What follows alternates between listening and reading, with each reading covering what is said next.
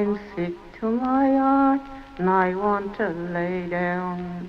I've been to my sweetheart, I'll make my bed soon. I'm sick to my heart and I want to lay down. Oh, what have you been eating, Brindle, my son? Oh, what have you been eating, my sweet pretty one?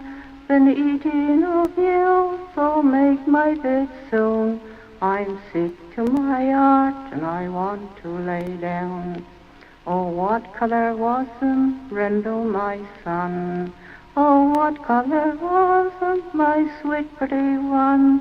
They were specky and sparky, oh, make my bed soon. I'm sick to my heart and I want to lay down. Oh, they were strong poison, Brindle, my son. Oh, they were strong poison, my sweet pretty one. You'll die, oh, Brindle, my son. You'll die, my sweet pretty one. You'll die, oh, Brindle, my son. You'll die, my sweet pretty one.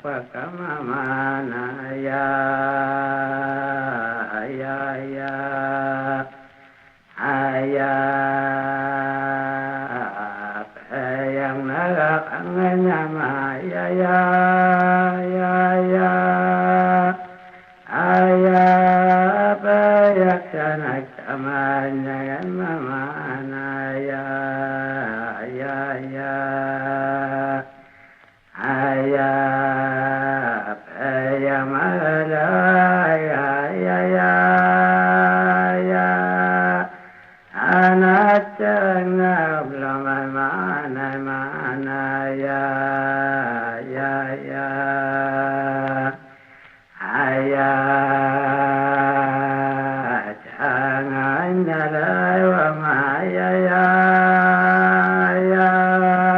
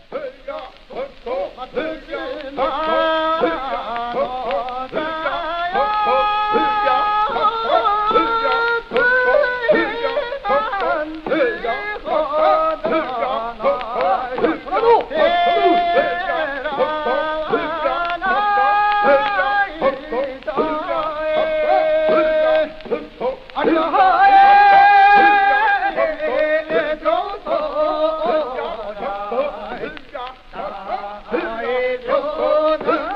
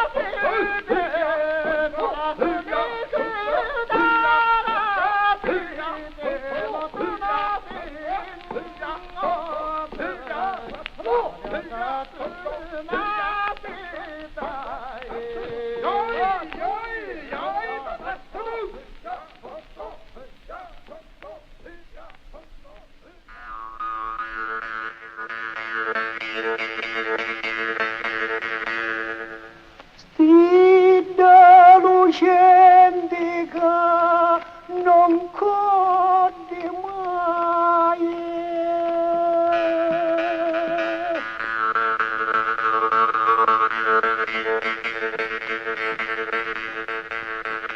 Sugli dagalo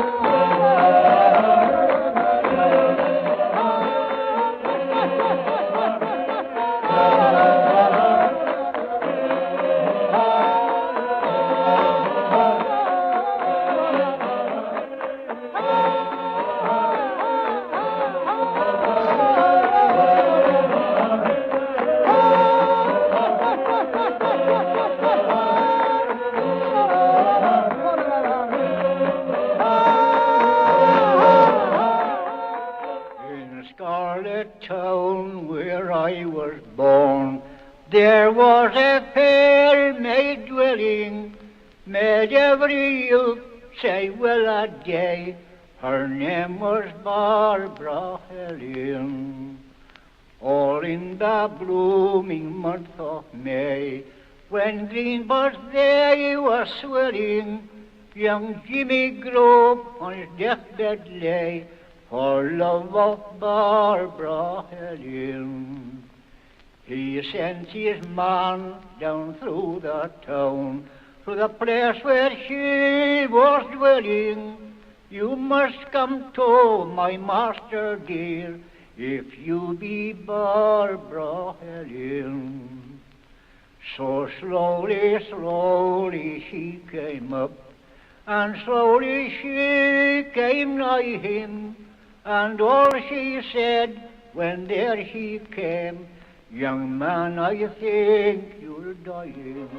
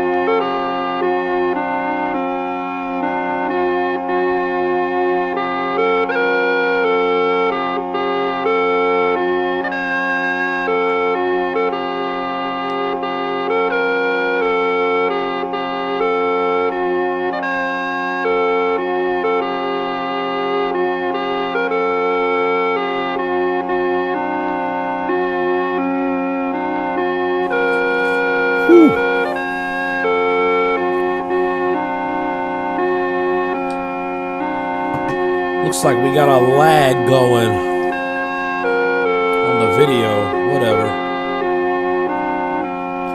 Close out some apps.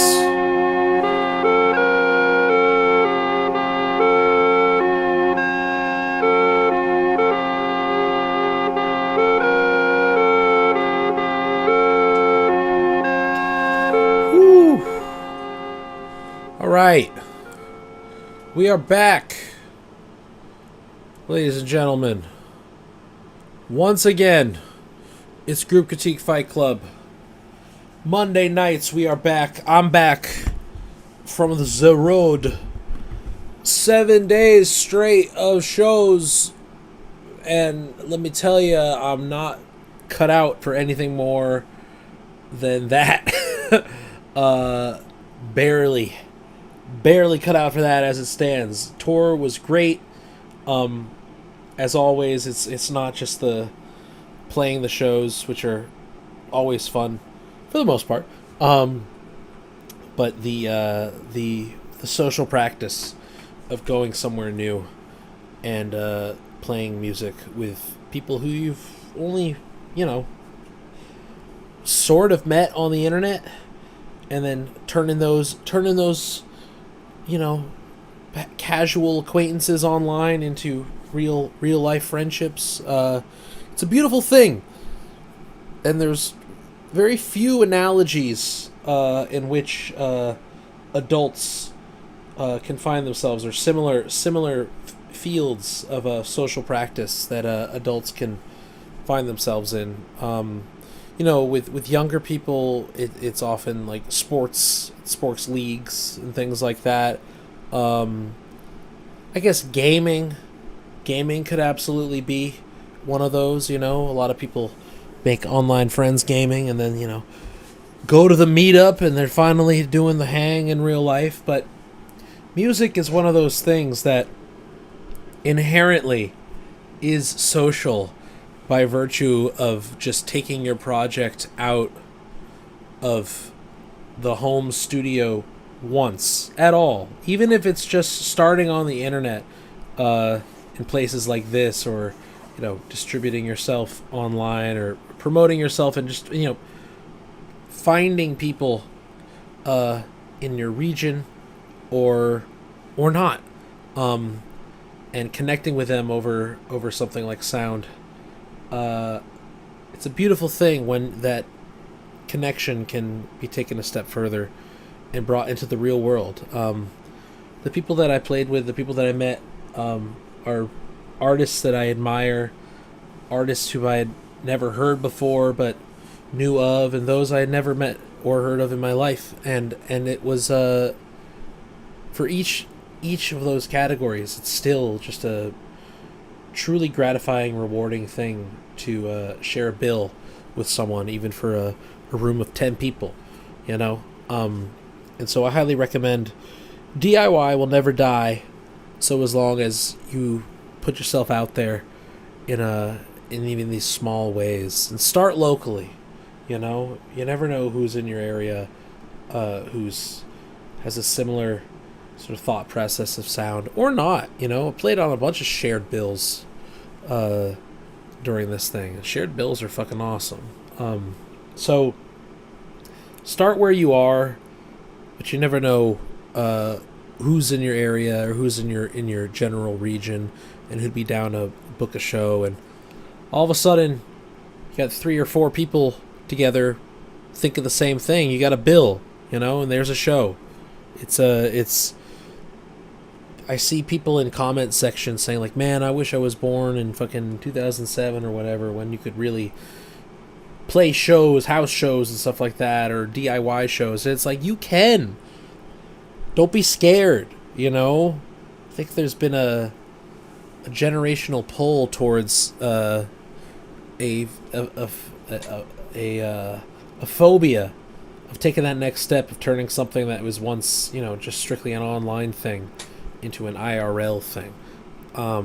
So I really do think, and we also still live in houses. Yeah, it's hard to book DIY shows at big ass fucking warehouses in place like Bushwick, and shit that was really popping off in the 2000s and early 2010s, I understand the crushing real estate market and how hard it is. But that is why, like, you gotta look towards these other small cities to play shows. You know, I hate hearing things are A market and B market and C market cities when it comes to playing shows, because for at least people like me playing more experimental music who aren't necessarily trying to sell out some massive venues or play slightly more catered towards a more mainstream audience type of music. So in those situations, you should always be thinking about like the immediate sort of social groups around you, large or small, and how you can connect with these people and finding a way to put them on bills, have in their town or in your town, and then vice versa when you want to roll through theirs. You know what I mean? DIY will never die if you offer up your couch, you know, and your back porch in the summer, or your living room, even your basement. This is where it starts, and it doesn't need to, you know, grow into anything other than that if you don't want it to, you know. Truly admirable lifers go through this world in this circuit, and they're the stuff of legends. You know, it's folk legends. You can't kill subculture entirely. You can crush it in a scalable sense, but when it goes underground, it stays underground, and so as long as people are willing to talk to each other and make things happen, it'll keep happening. It'll keep happening, you know. I'm saying this to the younger people who might be tuning in or later on watching this or listening to this. Music is socialist, so be social. I'm always fucking saying it, but it's not a joke. Shit's real. If you build it, they will come. That's just how it is. But yeah, it went well.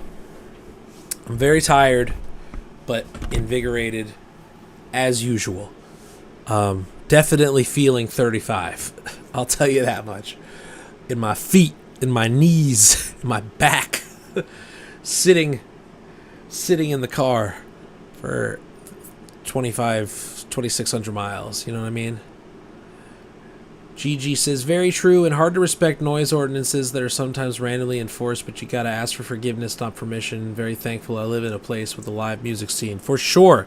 Better yet, you know, if you know your neighbors, go talk to them. Invite them out. You know what I mean? Do stuff in the afternoon in the backyard when it's not like sleeping hours, you know? Find ways to, you know, make it an open door, and not just you know, hoping for the best. You know, there are ways you can guarantee community building and success with your endeavors, and not have to worry about the fuzz, about the fucking pigs. One time in my senior year of high school, I booked a show in the afternoon at my parents' backyard, and the cops showed up, and my parents were like, "We're here, man. Like, this is chaperoned, you know." And we legit weren't getting fucked up. Maybe some people were pre-gaming or whatever, but they weren't doing it at my house, you know. So it's like, and we told our neighbors. My parents made me do that. We had to walk around and tell everyone, hey, we're putting on a show this Saturday afternoon, blah, blah, blah. You can come if you want, blah, blah, blah, blah. You know? Cops didn't have nothing. If you do a little due diligence like that, you don't need your parents. You can do it yourself. All right. Welcome. We back. Shout outs to Tape Trade once again for supporting us, supporting the stream. Doing it right. We are continuing on with our June continuous playlist. I know I told you I was going to get a monthly project in before tour, but it was just too much going on. So you'll have it this week. I promise. We might not have a guest artist this time around, but it's a good project. Still finding, see if I can confirm someone else. But it's okay if not. It'll be fun. Nonetheless, even if you're just stuck with me. But yeah, shout outs to Tape Trade. Lossless hosting, playlisting, private and public. You know, own the means of production. Don't be giving away your fucking data to Dropbox. Big file transfer. Shout outs to Tape Trade once again for supporting us here on Fight Club. Let's get into it. We got some tunes up on the Discord for the week. What do we got going on? Gonna get to at least 5 today. It looks like we have 5, maybe 6. Let us see here. Starting with Tegan. Tegan wrote to us earlier, nothing makes me more productive than submitting to Group Critique Fight Club. That's right. Getting hours worth of theorizing arranged in 10 minutes. Alright, well don't rush. Don't rush. But you could still be productive, no doubt. Okay. We got ourselves track here. What is it?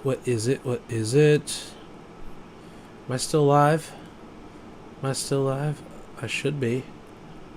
Yes. It's not smooth streaming. Sorry if the quality is shitty.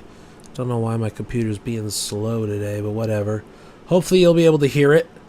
Tegan with Damsel Railway. Let's go.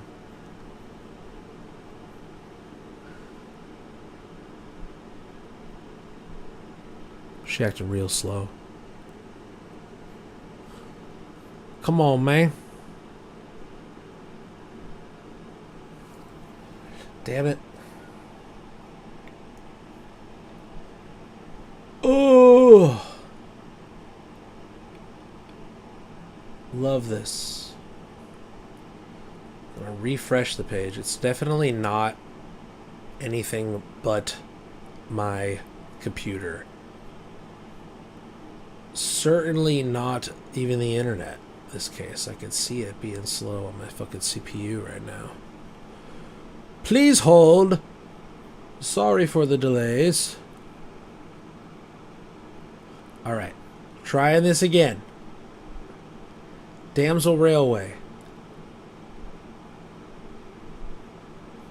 Ugh. Damn, bro. Shit is lagging.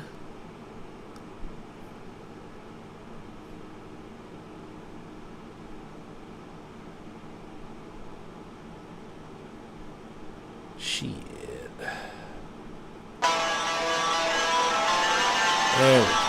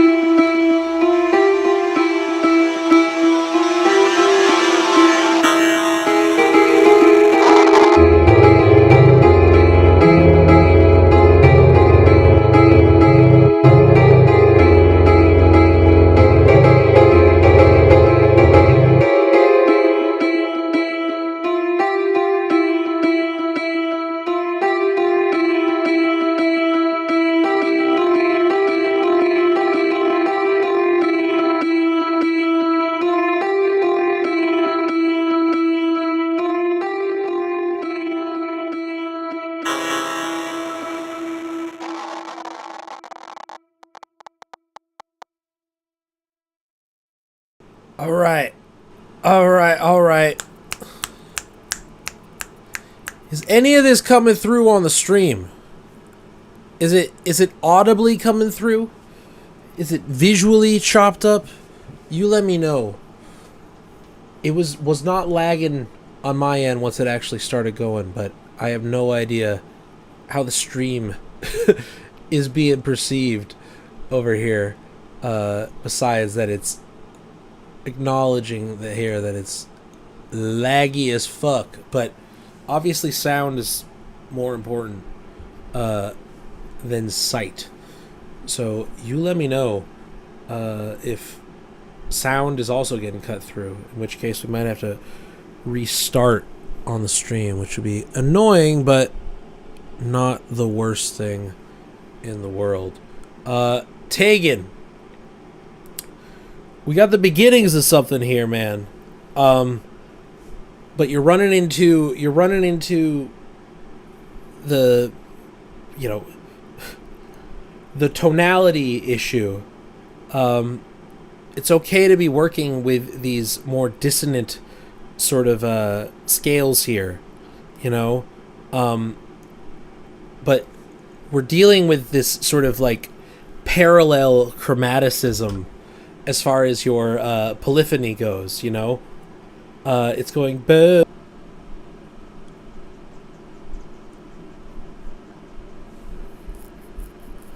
All right, let's try this back up. Let's try this shit back up.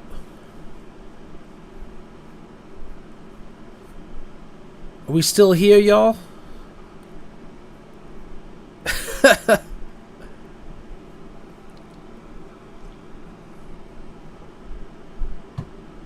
Just restarted this shit. How's it coming in now? Much better. Whew. Good. It's better. We Gucci? Okay. Whew. Thank God. Alright, well. Let's pray it stays this way. Just be laggy as fuck right now. Anyways. Tegan. Spread out your notes. Get it a bit more broken across the octaves here. I think it's just too condensed the way that it stands right now. And then from there, like, how are you going to expand on this dynamically?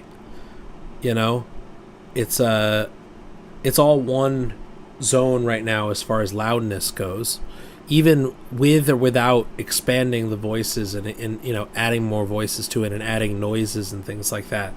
A few of the times you like ba ba ba ba, like we start banging on the keys a bit more and we could hear the dynamics shift in that. But we do need more expansion on this. Add percussion. You know, I think that would be something really, you know, find a way, if this is film score inspired, find a way to create more moments of impact. You know what I mean? Use noises to your advantage. Use percussion, not just for the sake of drums, but for the sake of creating, like, you know, hits, moments that are meant to be accentuated. Impact noises meant to, like, literally create and, like, escalate drama in that way. Curious about your influences here. Obviously mentioning film score or video game score as like one category in which this could be used, because you're trying to create some tension here. But be curious what the other your other influences might be, or where you might see this.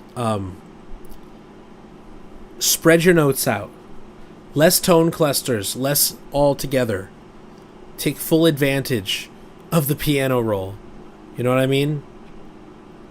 Let's get to it. Give me a second here. I'm going to quit a few more of these fucking apps.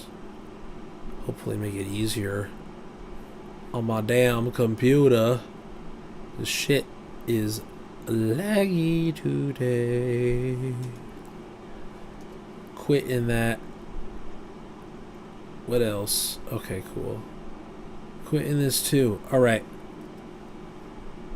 Let's get back to it. More music on the way. Who do we have?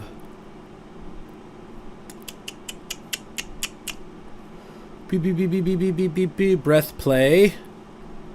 Breath Play says, I made this ambient piece using a recorder I took of a friend's live set. Early versions of it had a lot more layers and stuff and ultimately sounded like a simulation of an audio processing disorder.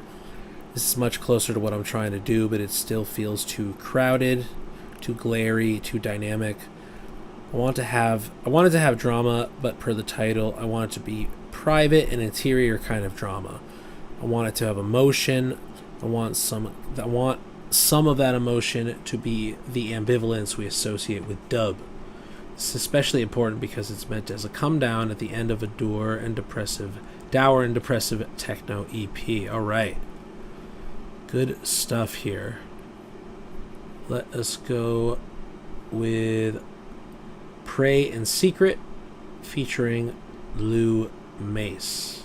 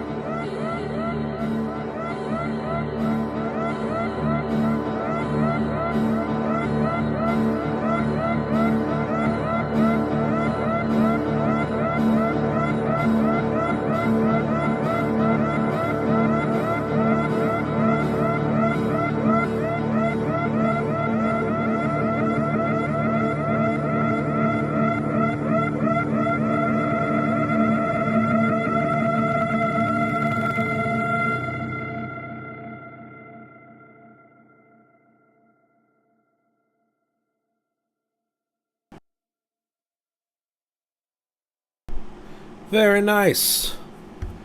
Very good stuff. Am I still fucking up this fucking lag, man? Is it still shitty? I hope not. I hope the audio is coming through. Gonna have to do a full restart on the computer. If not, which would be annoying as hell. You let me know. I mean, this is really lovely as far as what the composition entails here, knowing that this is made from only one little lag, mostly smooth. All right, fingers crossed. Audio was good for the majority. Jesse's saying, I feel like this definitely accomplishes emotional ambivalence. Nice. I do wish that one dissonant metallic drone was more prominent. Interesting. Okay. Yeah, I mean, I think from the notes you were saying about the emotional impact of this, I mean, this is, again, giving a more... ironically, also giving a type of drama that I would imagine would work well with a certain type of film score, you know, more cerebral sort of drama in a way that is melancholic in its true form. You know, it's not sad, it's not tragic in that way, but it certainly leaves a lot to be desired as far as like yearning for actual happiness. You know, like it has this come down, like you said, you know, as if like it's emotionally exhausted in some ways, which I think is it works very nice at the end, like you're saying, at the end of a dub techno EP. I think that would be very appropriate. I think it would be nice to fill the frequencies a bit more out, you know. I mean, it has this maybe it's just based on the quality of the recording, because I know it's based off samples of a live recording, and it's sort of centered around the original pitches of those performances, whether it's like an acoustic guitar and voice or something, I'm not sure. I think it would be nice to fill it out, you know, even further in the low end by the end of it, you know, starting out where it is now, but maybe pitch shifting it down an octave or doubling it down an octave with a lower pitch shifter, like putting it on one of the other decks and creating this more like sort of just warmer low end drone of what we're hearing here, which is like some more middle drones happening as far as the loops here. And I think that from there it would also sort of like serve it justice to like deconstruct further towards the end, you know, where it's legible for the majority of the time, but then as we start to get lower and lower, it starts to abstract a little bit further. It's not slowing down, you know, like we tend to think of like, you know, pitched down as slowing down the tempo, but no, it could be in halftime as far as the loop goes, but also like it's kind of winding down the trajectory of the piece, you know. I have it pretty reined in. I could push the lows more. Yeah, I mean, definitely in the EQ pushing the lows more, but I'm literally thinking about like creating a bass drone out of the same materials towards the end. I don't know how many decks you're working with here, but if you have the ability to do more than two, thinking about a third that could be like a lower, you know, halftime octave down register. I was pairing it farther and farther back EQ-wise, trying to get it as subdued as possible. Yeah, I mean, I guess it's just thinking about your compositional trajectory here. Like, what is the arc of the piece that you're going for here right now?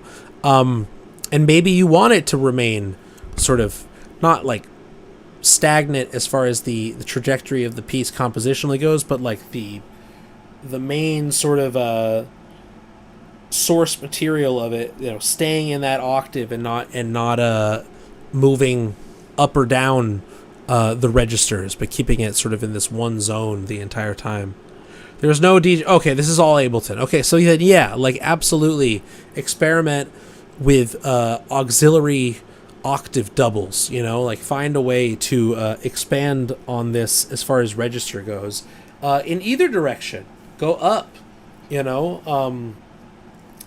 I mean, like, I guess if you were asking me, that's what I would do. But if you're saying that you want to sort of remain in this one zone, I would find ways to make it even more like minimal, stagnant, you know, like utilize the gate, find ways to remove sounds here too, you know. I think that would be very effective here with the loops, you know, almost in a disintegration, no pun intended, disintegration loop sort of context here of removing elements of the audio as it continues on, you know. It leaves a lot. Like yearning is a good word I'm returning to in my head when thinking about, you know, the sort of emotional impact, the emotional I guess descriptor I would use for this. I think that just, you know, what this could do as far as like expanding on that yearning, there could be even less.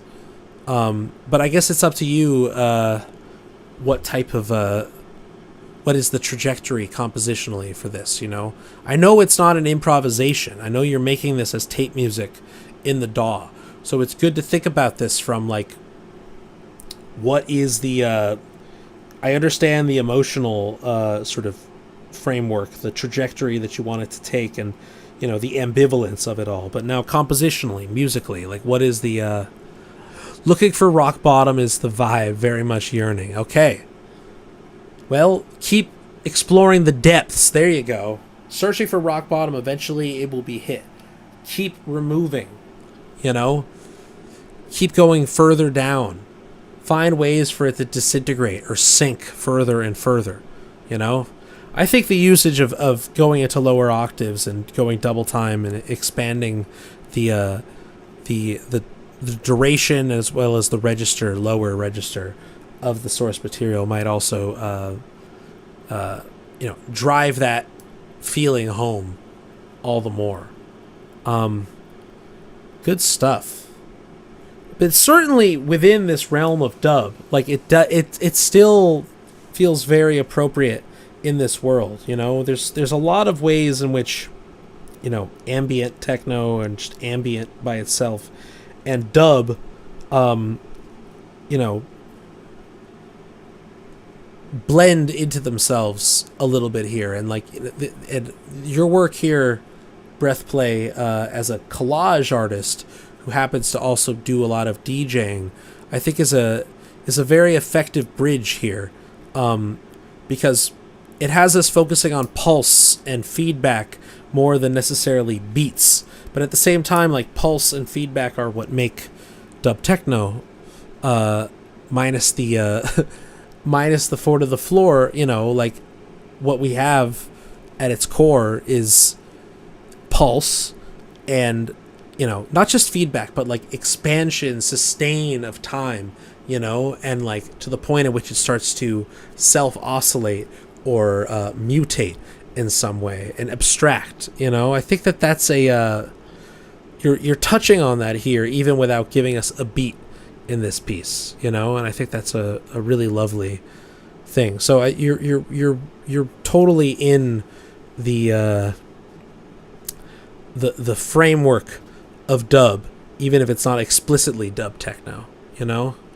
You know, I'm not a purist on this, so I would also talk to folks who are in that world all the more to get their perspective on this, because I'm always coming at it hearing this as a collage, and not this piece particular, but the majority of your stuff as Breathplay, collage through the framework of DJ software and live controller performance, you know. I'd be curious how you add this, how you blend this into a live performance, knowing that this is an Ableton piece. So let's see you do that. Let's see you. Let's hear how this is gonna at least blend in the EP itself. But I'd be curious how you would work this into a more formal set as well. Good stuff. Oh man. I hope you got all that. God damn, the CPU's on fucking fire right now, bro. Alright, let's see how much we can do here. Who do we got up next? We got Gigi Watt. Gigi Watt. They write to us, was gifted a studio session with my band, so I had a recording experience for the first time. Nice. Was very ambitious and went for a Lizzie McAlpine thing tracked live. Was very nervous, just unsure on how to give feedback on mixing, vocal takes, and doubling. This might be the last mix, just because I'm tired of sending things back and forth. Heard that.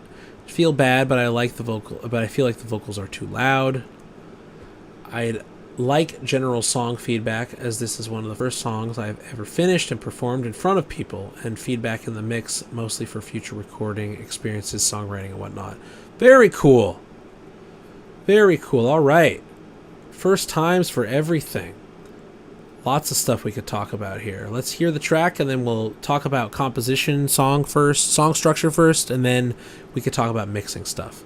But, ideally, in a perfect world, I've said this before, in a perfect world, we don't need to know how to mix our own vocals and all that stuff. We're working with engineers. I know you got gifted a session this time, but ultimately, it would be great if we had engineers as collaborators that we can work with all the time who really get to know your sound and can handle the technicals while you focus on the compositional, but it's just not the case. Oftentimes we are DIYing it as far as the studio experience goes. And so, the most important thing we could do is when we are in a formal studio working with engineers is that we're able to translate our more floaty, maybe abstract ideas into concrete language that an engineer who might not know everything about us and our project, that into language that they would understand, so some technical language can go a long way in giving feedback and talking to the engineer. So let's figure out what we can say if the vocals are too loud, as far as how we can articulate these things to our engineers, and hopes that they will remain our collaborators and give us some freebies in the future or something. All right, let's check it out. 10th Street Mater. All right.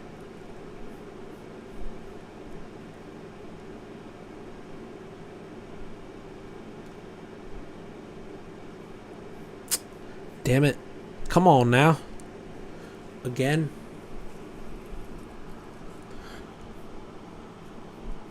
Ugh, hold on.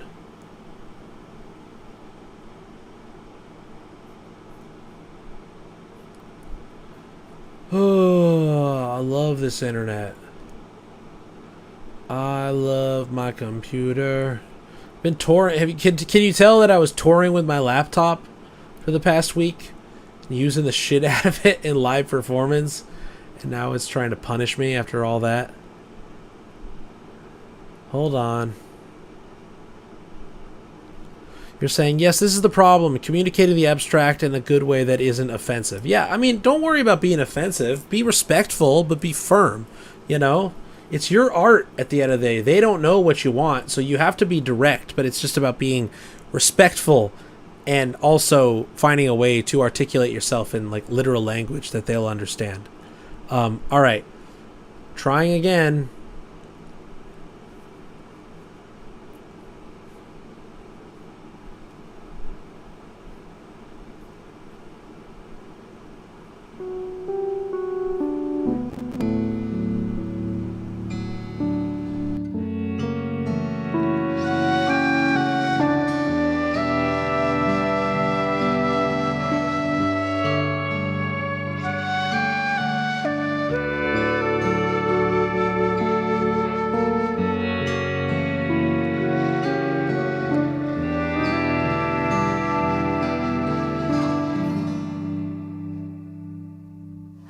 have mixed feelings. I'm in two minds. I am confused, like all of the time. I'm walking down 10th Street. I'm walking the line. We're hurting each other. We're not even trying. What makes a person? What makes them good? Do I have the patience to be misunderstood? Leave the door open. Leave it alone. Leave me a voicemail. Don't pick up the phone.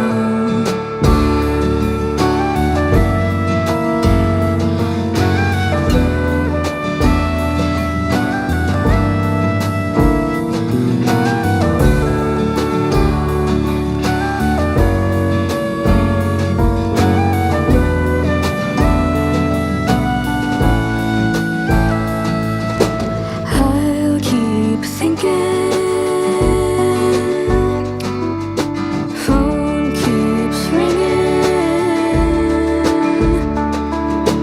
Your words and my tone. Pick up the phone.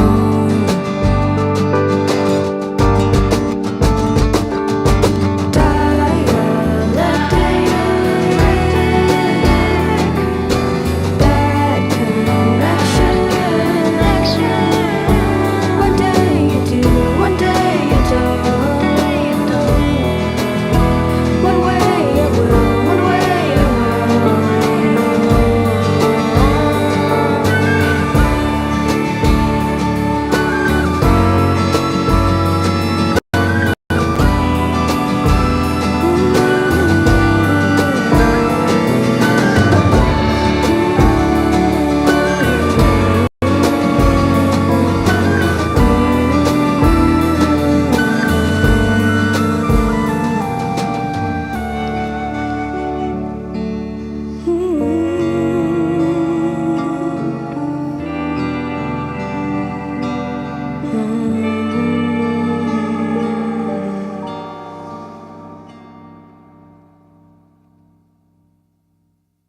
Oh man, this is fantastic.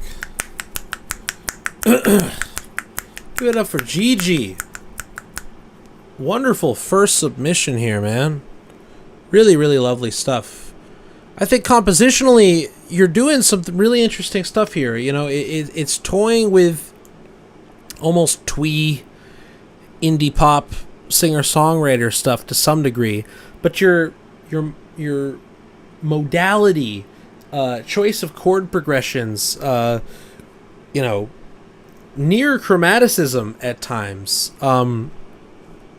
not giving us exactly what we expect, you know, keeping it safe at times and then getting pretty dangerous at other times. I think it's really, really lovely, just what you're doing here as far as, you know, the certain choices, you know. I think it's a really lovely arrangement too. You know, small band, but the usage of flute, usage of you know,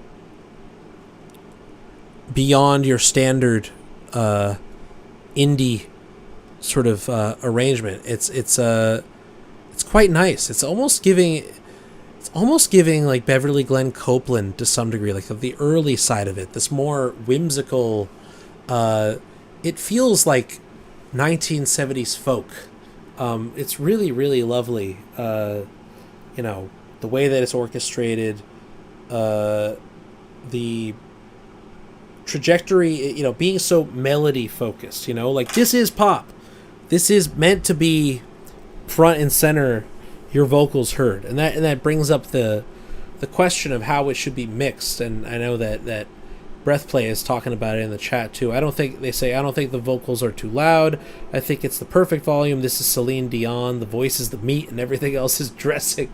I wouldn't say everything else, but I mean, this is pop music, and the words you're saying have meaning, and I think that like they should be front and center. You're saying in the chat, I also wanted a drier vocal, but asked multiple times with references and felt like nothing else could be done. They're saying maybe Jesse's saying maybe a little heavy on the vocal reverb, really sweeping. I mean, it sounds pretty dry to me. I mean, especially in the high frequencies, it's cutting through. It serves the soprano register of your voice quite well. I mean, like, if you were to be a little more distant, it would risk us not hearing your lyrics. But I also think that like this is meant for you to be the loudest thing in the room. You know what I mean? Not that it's loud music and that it's really loud vocals or anything like that, but I do think that like that has to be the lead instruments, the most prominent thing. I'm curious if this is more your insecurity of hearing yourself so loudly in this lead role. You know what I mean? Because like you should be confident. This is strong stuff. This is not just any other sort of song. Like we could hear you actively combining influences here and trying to make something that sounds slightly off the beaten path from more strictly indie singer-songwriter stuff. You're making a few dangerous choices here and there that I think are very tasteful. I would love some harmonies, in your arrangement. I would love some stacking of the vocals and not just a singular sort of take. I don't know if that goes against your sort of ethos with this piece. I mean, like I think it would be just a nice sort of development into the choruses to have at least an upper harmony on this. I think that you have a wonderful voice. I think that it should just like, you should play the role of the lead vocalist that much more, lay into it. You're saying the first half gels more to me, but the first half I was so tortured over the mix and the style. Aww. Breathplay say, I do think your engineer is treating you poorly. It really sounds like they're not holding up their end of the dialogue. Wanted to dry your vocals. Interesting. Well, I mean, like, it's not overly reverberant, If you want to have drier vocals, tell them, like, please take out, like reduce the amount of reverb on this, I'm just curious as to, like, how we can articulate exactly what you mean. Stay-at-home cousin says, I do think when you're focused on your own vocals, you feel like it's too loud with the others' ears. It just sounds correct in that the lyrics are audible and the vocals are up front. Like when you hear yourself, you're familiar with the lyrics and it's easy for you to parse. But for a new listener, we need more of a pop-forward vocals. Yeah, I guess it's really just like thinking about the vision here as this is pop music, like where, how audible should your lyrics be? How audible should every syllable of your voice be? Because you can absolutely make a more creative choice here and just say like, hey, like I'd like to go for like slightly not standard vocal mix here and just bring it back slightly. I don't think it needs to be drier. I don't think it's over reverberant. But if you genuinely want it to be more blended, that's a more alternative sort of style of mixing, but articulate that specifically. Like, can we remove 5 dB from the vocal channel? Can we take out 5 to 10 decibels and see how if it still cuts through when it's that much quieter? That's a reasonable amount quieter. It's not a crazy amount. I think you just got to think about like dynamically, where do you want it to be? Do you want it to be a bit more like dream poppy in the sense that it's a bit more restrained, just think about that from like dynamics. Like if you were performing this live, like how do you want to hear yourself live? Do you want to be that front and center voice, or do you like things to be a bit more blended? You know? Could it be coming from the bleed? You mean like in the headphones? I wasn't really hearing much of that. I was focused on the instrumental arrangement, like when you weren't singing. I mean, I think that I wasn't picking up any bleed. I'm not sure exactly the what's the problem. I think if you want it, maybe blended is what I mean. Okay, so if that's what you mean, then let's ask them for, like, please give me a version of this with 5 to 10 dB less in the vocal levels. Like, let it be in the back more. Let's not treat this like a standard indie pop vocal mix, and actually, like, actively try to, pull it back a bit more. Maybe more lo-fi and not hi-fi. Okay, well, in that case, I mean, like, if you want to dry, you were saying you want it more dry and stuff like that, tell them to go for a bit more of a treble heavy telephone sounding mix, rather than a full frequency range vocal mix. Find a way to make it sound like it's coming through a smaller speaker. Reamp it with some spring reverb. You know what I mean? Give it some twang in that. Stay at home cousin saying, I agree, because it does sit well in the mix. It's possible it could lose a little in volume and still feel upfront and audible. Yeah, because you sing in a high register anyways. I definitely think it would cut through. And maybe what you really need is actually more reverb and less dry vocals, but also less loud. Wetter and quieter. Interesting, okay? From, like, singing through the guitars because we were singing in the room, maybe. I don't know if you're overthinking, but I understand the insecurity of this. I would think about, if you feel the same way listening to it with, like, 5 to 10 dB less vocal mix. I would just be curious what your response to that would be. If you still feel the same way, it might be an insecurity. I think it's everybody has it, but you really don't have anything to worry about here. You have a lovely sound here, and it's unique, it's not a cookie cutter. Compositionally, I think this is really providing something familiar, but doing new things with it,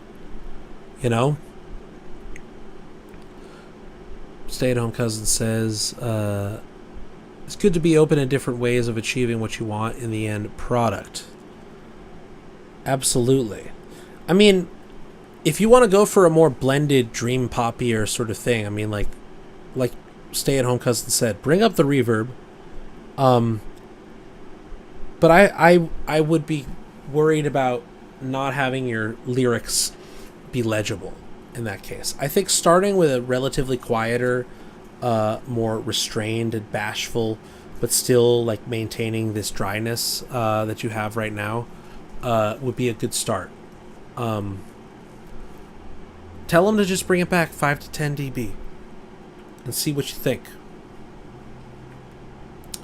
Good stuff. Oh my goodness. Man, this computer is on fucking fire. It's okay, everything's being recorded. We're gonna do 2 more for today, and we'll get back to it next week. Got something coming up right now from Jesse.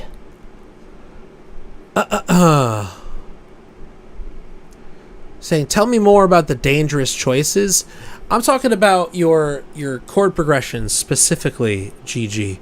Some of the things that you were doing, like 3 out of the 4 chords were what we expected, but that 4th one might have been, raising it up not necessarily dissonant, but not necessarily purely in the major or minor scale. Going modal when not least expected, but less expected. It just made it not cookie cutter. Maintain that. If that's your gut instinct of writing, like, maintain that. Seriously. All right. Jesse has written to us a sketch rather than a proper draft, quick stereo recording. Anything finished will be longer and properly multi-tracked and mixed. A friend wants to do a split release where we have to make use of the Tombola sequencer. If you aren't familiar, notes are treated as balls bouncing inside of a spinning wheel where every collision sounds like a note. Despite my typical creative tastes, I've never clicked with Tombola, but this exercise is helping me come around to it. Polyphonic voice is from the OP1 and Tombola, which feeds my Eurorack. The chaotic notes serve as an unsteady clock for a sequence bass, amongst other things. Composition like this naturally can feel loose in form, so I'm trying to steer closer to structure. I feel the bass sequencer helps, for example. Okay. Let's check this out. Second sketch from Jesse.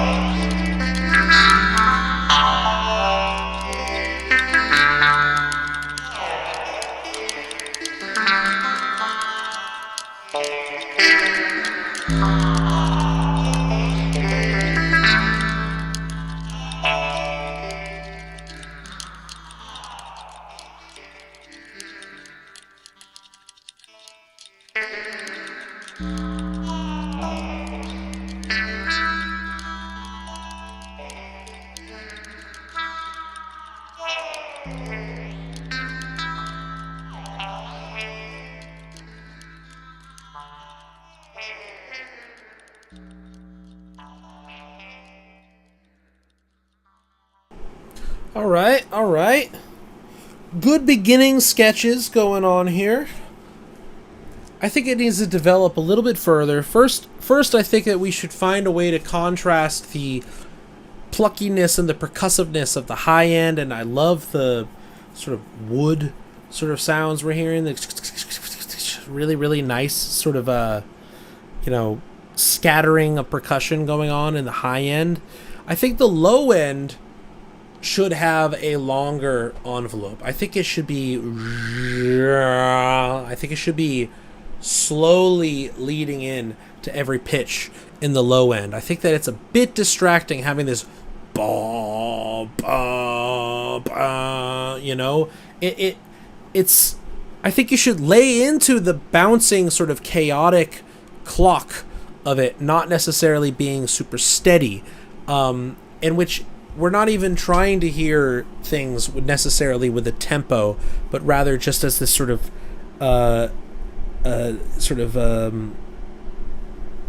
various pacings that we can't interpret as a singular pulse, but more along the lines of texture, very much like the sort of clicking sounds that we were hearing. It just eventually becomes a sound mass. I think we should just lay into that, where it's developing towards texture no matter what. And I think that just having this more just like hard low end in the envelope of the low end is sort of distracting us from that. It sounds too abrupt amongst all of these other more just like, if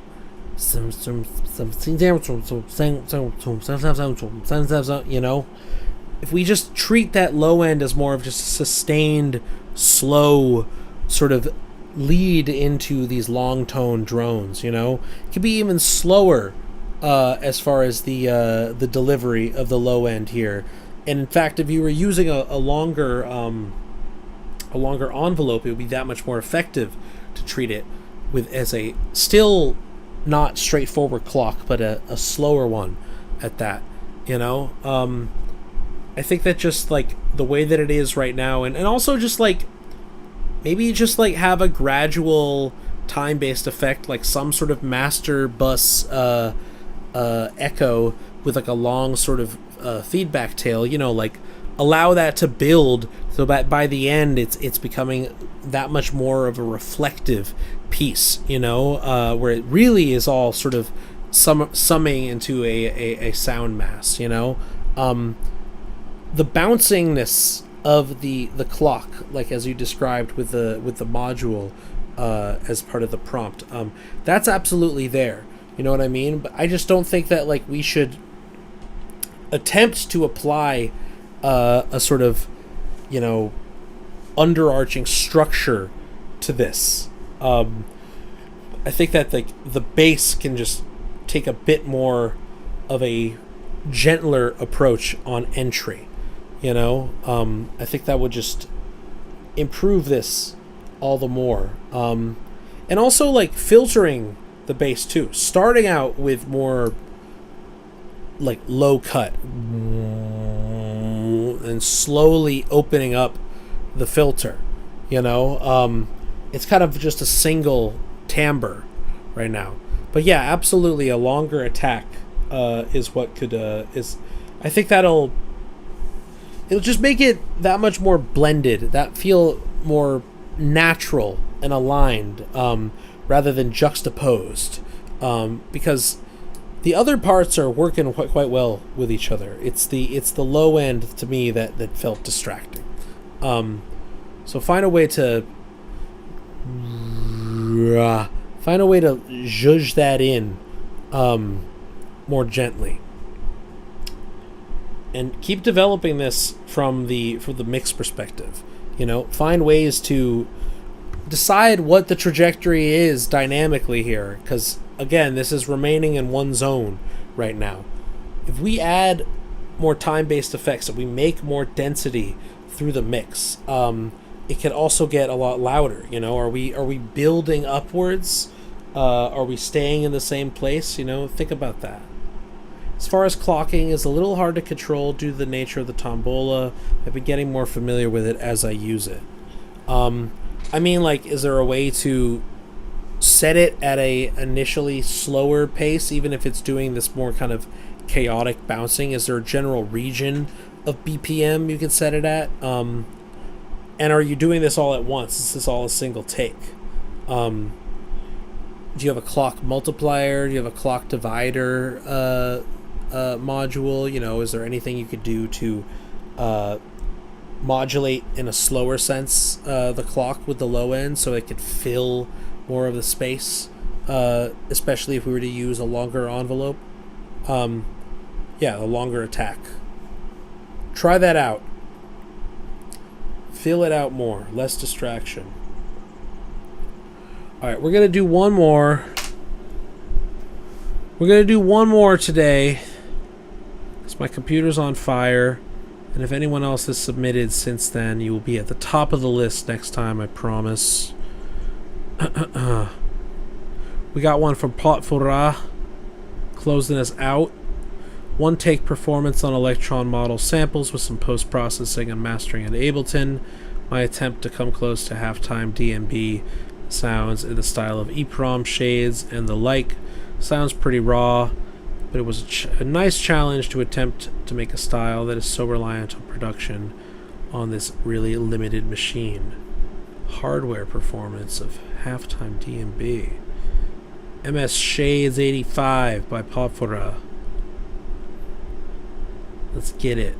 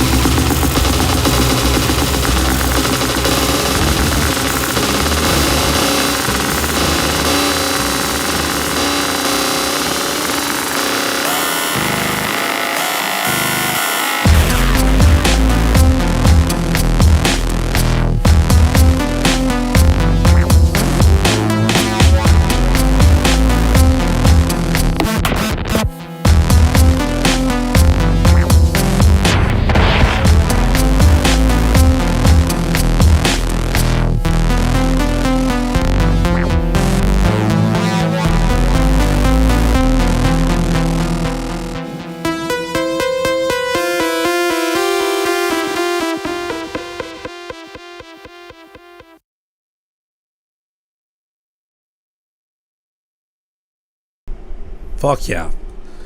This exactly what Breathplay is saying in the comments here. This ain't D&B, it's hip hop. This needs a rapper. Someone needs to be growling over threats over this and mean it. This is reminding me of like fucking Dalek, like some like hard experimental hardware based hip hop specifically. I mean, I understand that this is bass music. We got some of this growling shit going on here. I'm not super familiar with the reference you were saying of EEPROM and Shades specifically, but like, I'm imagining if there were vocals over this specifically, what it would be like: toasting, Jamaican style, usage of dub delays on this specifically, but in contrast to this hard and dry beat specifically, would be really effective. I know you're just experimenting as it's instrumental here, but you gotta encourage someone to spit on this, man. A lot of sound out of this one machine. Like you said, effective stuff. But again, a testament to you, as both a technologist and you know, like having an ear for this stuff. It's doing simple music effectively. Horrorcore in the waiting, 100%. I feel that.